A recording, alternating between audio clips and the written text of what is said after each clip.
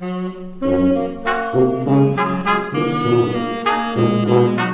are Batchat Brass. We are an 8-piece brass band, trumpets, trombones, saxophone, sousaphone, drums, and we are in schools working with kids, teaching them plastic brass instruments.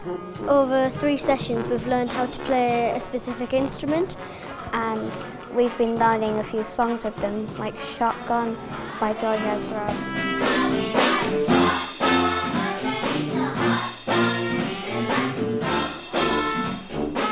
It's the first session where the main idea is to just get them making a sound on the instruments, learn about the instruments, learn about brass in general. Some of them might have an idea what trumpets and trombones are.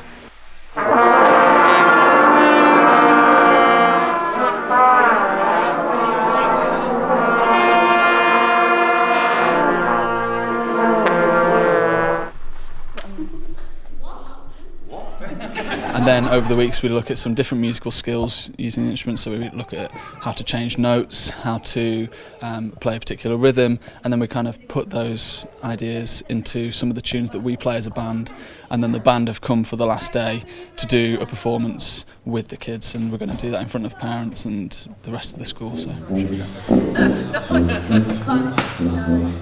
remember what happens in this tune? We do some singing at the start. The first week it's always a bit of a laugh, a bit of fun, you know, the novelty of these instruments, but you start to see changes in some of the children who may start off finding it as a bit of a joke, but then they start to realise, oh, we're actually getting a nice sound here, we're starting to play as a band, we're starting to actually be involved in something together.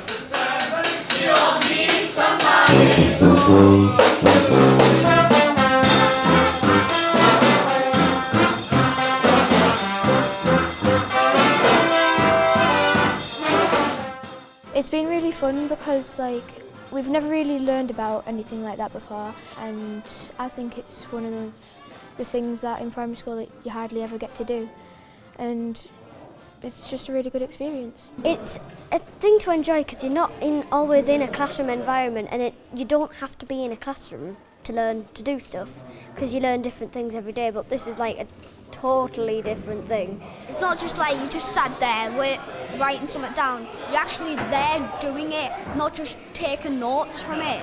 Yeah, it's not as rigid as a classroom. It's not one answer. You've got a broader range of what you can do.